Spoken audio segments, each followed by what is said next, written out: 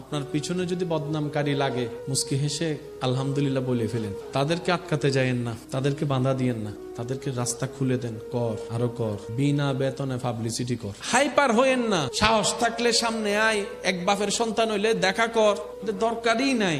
আল্লাহ আপনাকে বিনা যুদ্ধে জয় করতে চাচ্ছেন, আপনি কেন যুদ্ধ করে খামাকা শরীরে শক্তি নষ্ট করবেন? দরকার কি? ছেড়ে দেন না তাকে আপন হালতে। সে বদনাম করবে, আপনার গুনাহ নিবে। সে বদনাম করবে, নিজের সওয়াব আপনাকে দিবে। সে বদনাম করবে, আপনার প্রচার করবে। সে বদনাম করবে, আপনার নামটা যে জানে না তাকেও শোনাই দিবে। তো সে যখন বিনা বেতনে এমন কাজ করতে চাচ্ছে স্বইচ্ছায়, আবার অন্যদিকে ওয়াইলুল্লি কুল্লি হুমাজাতিল লুমাজা তার উপর আরপিত হবে, আপনার টেনশন কি?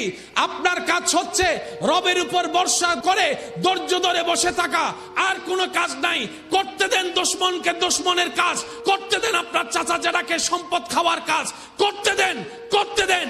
একদিন আপনার ধৈর্যটা রবের যদি পছন্দ হয়ে যায়, ইন্নাল্লাহা মা'আস সাবিরিনের নিয়ামত আল্লাহ আপনাকে দান করে দিবেন।